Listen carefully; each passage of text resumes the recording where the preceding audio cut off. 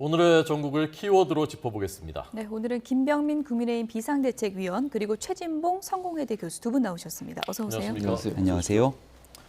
자, 오늘의 첫 번째 키워드 뭡니까? 네, 내용 확인해 보겠습니다.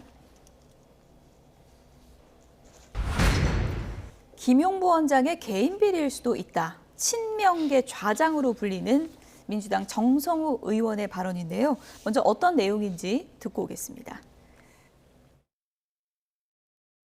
국민들이 제일 궁금한 건 김용은 돈을 받았을 수도 있는 거 아니야? 그게 이재명 대표에게 갔는지 안 갔는지는 모르겠지만 이런 궁금증 갖고 있을 수 있을 것 같습니다. 모르겠습니다. 뭐 진실은 이제 하나님만이 알겠지만은 네. 뭐 김용이 개인 비리를 저질렀을 가능성이 전혀 없다고 볼 수 없겠죠. 다만 대선 경선 때부터 뭐 그 이전부터 제가 이재명 당시 경기도지사 가깝게 지냈고 네. 또 경선 준비 단계부터 같이 김용이나 정진상들과 같이 함께 활동을 했기 때문에 아는데 정말 여러 차례 강조했습니다. 정치자가 합법적인 법적인 틀 안에서 네. 경선 자금, 대선 자금 운영해야지 다른 건 일체응합되지 않는다. 네, 구속된 김용 부원장. 돈을 안 받았을 거라고 믿고 있지만 그랬을 가능성도 배제할 수는 없다. 이렇게 얘기를 했어요. 네, 돈을 만든 사람, 또 돈을 전달했다는 사람, 그리고 이 모든 일들에 대한 진술들이 일치하고 있는 상황이기 때문에 체포 구속돼 있는 김용 부원장에 대해서 아무런 문제가 없다 이렇게 얘기하기에는 한계에 다다른 게 아닌가 싶습니다. 초창기 체포 소식이 나왔을 때 이재명 대표가 기자회견 등을 통해서 했던 얘기는 나는 그의 결백을 믿는다였거든요. 근데 그의 결백을 믿는다에서 한 걸음 좀 약간 입장이 선회한 것으로 보이게 되는데 설령 받았더라도 그건 김용 부원장의 문제이다라고 꼬리 자르는 듯한 모습을 보이게 되죠. 현재 수사를 받고 지금 조사 중에 있는 김용 부원장은 특별하게 입장을 지금 내지 않고 있는 이른바 묵비권 행사하고 있는 것처럼 전달이 되고 있는데 이런 방식으로 진행이 되게 된다면 유동규 전 본부장의 전처를 밟는 것 아니냐 이런 의구심이 들기도 합니다. 유동규 전 본부장도 초창기에는 관련된 내용들에 대해서 함구해 왔지만 그 사람 잘 모르는 측근이 아닌 것처럼 얘기를 하게 되고 유동규 전 본부장에게 모든 압박들이 진행되니까 지금은 전혀 다른 형태에서 입을 계속 열고 있는 것 아닙니까?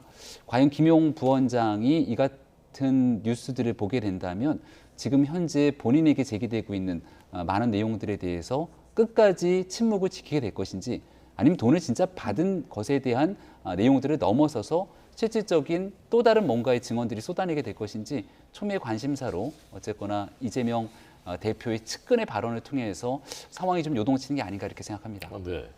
물론 이제 진행자가 그렇게 물어보니까 앞에 뭐 그럴 가능성 배제할 수 없다고 하면서 부연 설명한 것인데 꼬리 자르기 시작된 것 아니냐 그렇게 해석할 수 있다는 관측에 대해서 교수님 어떻게 생각하세요? 뭐 저는 그렇게 생각하지는 않아요. 그러니까 김용 부원장이 어떻게 했는지는 뭐 개인이 알 수 있겠죠. 지금 상황에서는 어떤 것 드러난 게 없으니까요. 진술만 있는 거 아니겠습니까? 지금 현재 피해자로 재판을 받고 있는 사람들의 진술만 남아 있는 상태고 김용 부원장까지 갔다는 증거도 아직은 없어요. 현재로는 물증이 없다는 말씀 드리는 것이고요. 네. 또 김용 현재 부원장은 받은 적이 없다고 지금 강하게 부인을 하고 있고, 그러니까 사실관계는 사실은 뭐 두 사람 말겠죠. 예컨대. 근데 이제 지금 정성호 지금 의원이 저렇게 말씀을 하시는 것은 뭐 그거는 본인도 모르는 상황이니까 혹시나 김용 부원장이 받았을 가능성을 전혀 배제하는 것이 어렵다고 보여져요.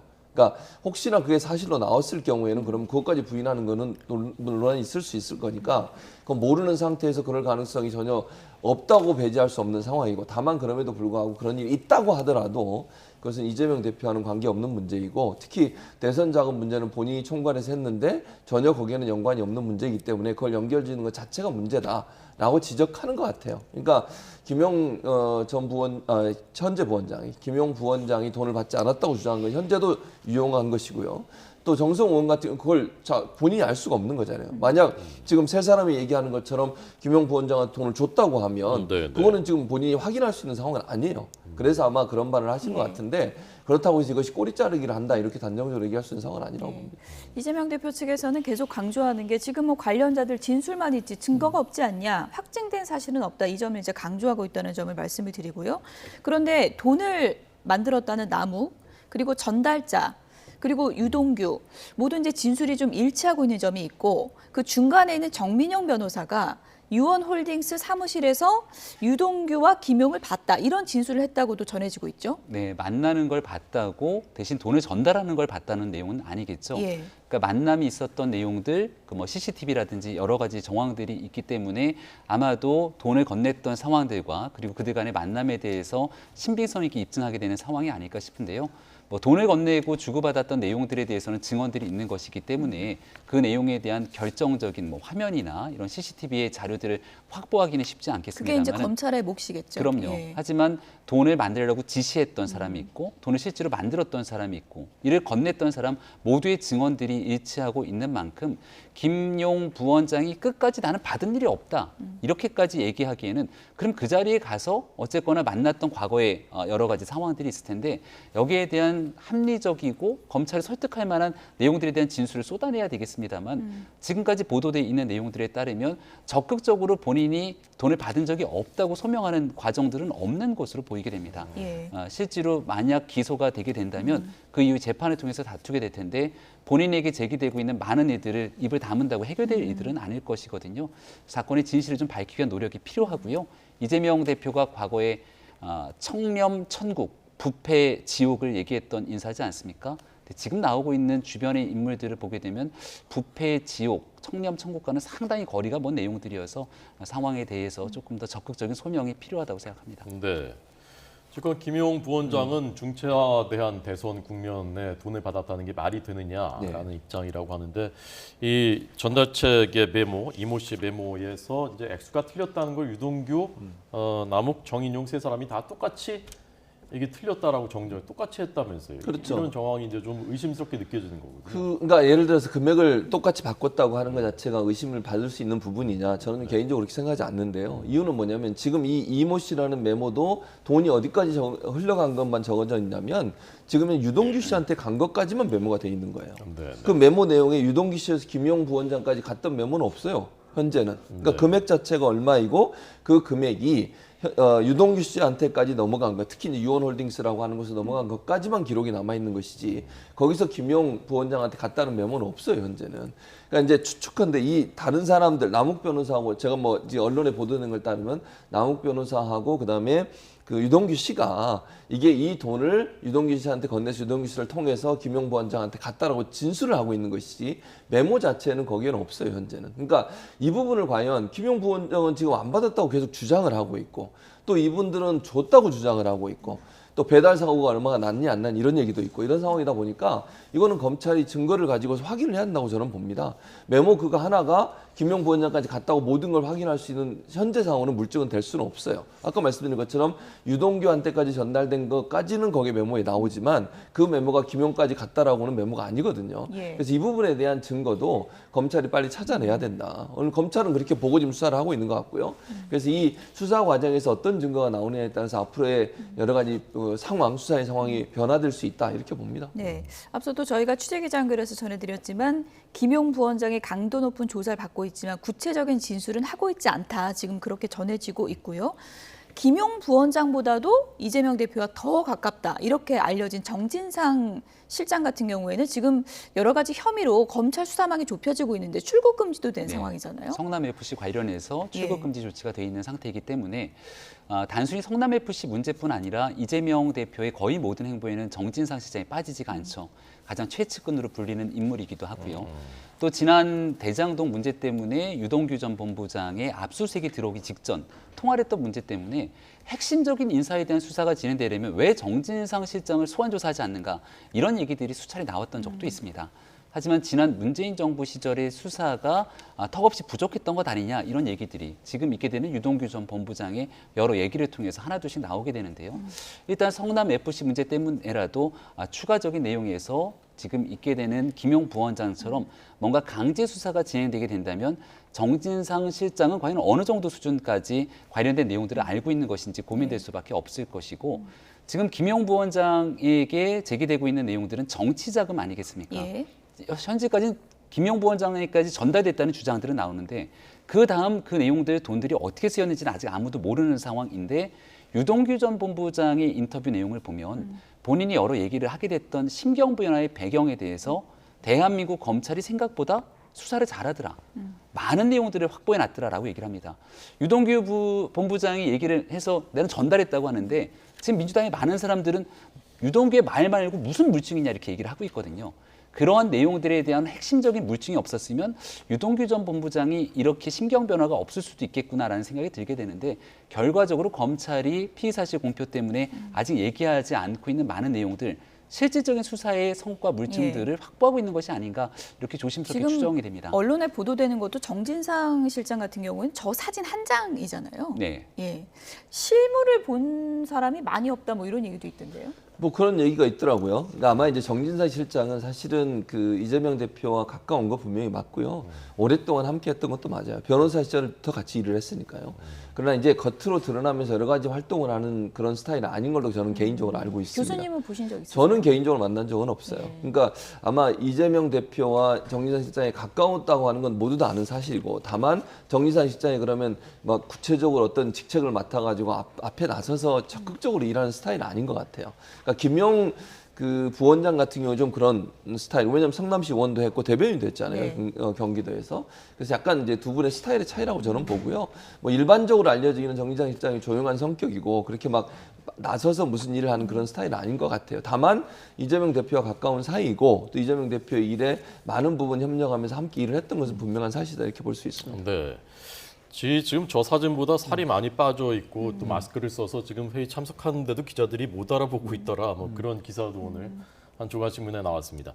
정진상 다음은 그러면 누구냐? 검찰 수사 대상이.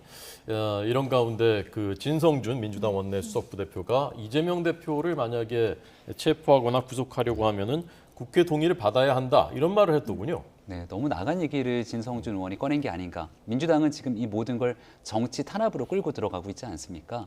아직 명확하게 이재명 대표에 대해서 수사가 진행되고 있는 일이 아니고 이재명 대표 주변인들에 대한 수사가 진행되고 있는 상황이고, 물론 유동규 전 본부장은 여기에 대해서 확정적으로 이재명 대표를 끌고 들어가고 있습니다만 현재 검찰 입장에서도 이재명 대표에 대해서 강제 수사를 나선 적이 없는데 이런 얘기를 하게 되는 건 결국 민주당 내에서 현재 이뤄지고 있는 수사가 정치 탄압 성격으로 규정지면서 민주당이 뭉쳐야 된다는 스크럼 짝에 나선 것이 아닌가 이렇게 해석될 수밖에 없는데요.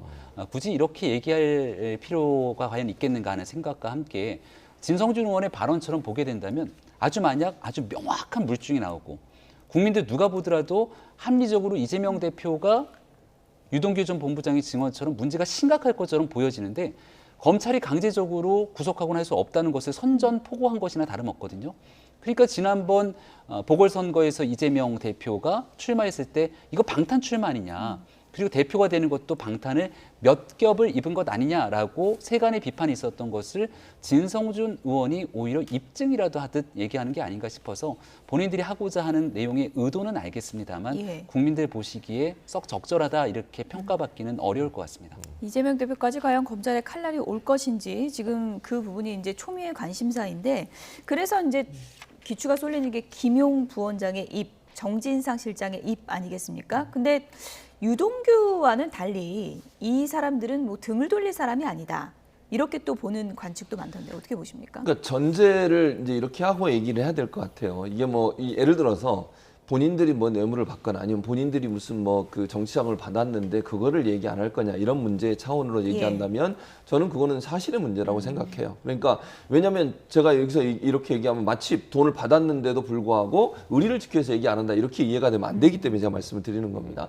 다만 저는 이렇게 생각해요. 김용이나 정진상 두 분 같은 경우 오랫동안 이재명 대표와 함께 일을 했던 분들이에요. 성남시에 있을 때부터 일을 했기 때문에 서로가 서로를 잘 안다. 그리고 서로가 어떤 생각과 의지를 갖고 있는지 저는 잘 안다고 생각을 합니다.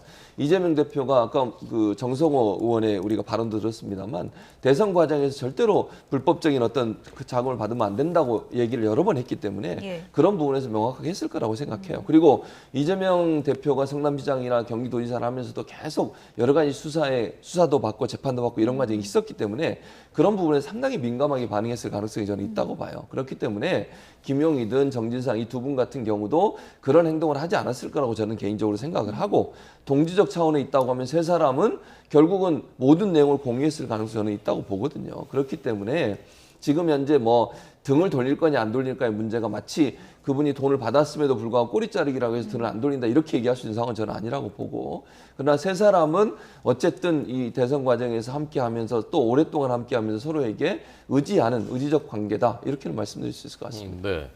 이 유동규 전 본부장하고 또 사실혼 관계에 있는 여성하고는 경찰이 신변보호를 결정했더군요. 예, 맞습니다. 따로 유동규 전 본부장이 신청을 했던 것은 아닌 것으로 알려지고 있는데 과거 이제 법원에 신변보호 신청을 했던 적은 있고요. 여기에 대해서 지금 아마 거주지에 관련된 내용들이 좀 공개가 되기 시작하면서 신변의 위협들이 있을 거로 판단됐기 때문에 지금은 신변보호의 가장 좀 약한 단계로 볼 수 있는 거주지 주변의 순찰을 강화하는 등의 보호 조치에 나선 것으로 봅니다. 많은 국민들께서 지켜보시기에도 유동규 전 본부장이 다 모든 것들을 쏟아낸 것이 아니라 작은 돌 하나 던졌다, 앞으로 서서히 말려 죽이겠다, 큰 돌이 날아가면 어떡할 거냐 등에 대한 추가 폭로를 예고하고 있는 만큼 기존에 있었던 주변인들에 대한 안타까운 사망 사건에 비추어서 혹시 모를 일들이 일어나는 것 아니냐 걱정하는 분들도 있는 것 같습니다. 일단은 주거지에 관련된 순찰에 넘어서 만약 유동규 전 본부장이 진짜 신변의 위협을 느낀다, 예. 심각하다 판단이 돼서 요청을 하게 된다면 뭔가 거주지에 관한 문제나 혹은 스마트워치 등 추가적인 신변 보호에 나설 수도 있는 것 같은데요. 왜 이런 일들이 오게 되기까지 국민적 우구심이 커져만 가는지 지난 사건들에 대해서 이재명 대표와 주변인들도 한 번쯤 이 사안에 대해서 돌아볼 필요가 있겠다는 생각이 듭니다. 관련자들의 이제 진술이 쏟아지고 있고 검찰이 이제 입증의 과제가 남게 된 그런 상황이니까요. 좀 지켜보도록 하겠습니다.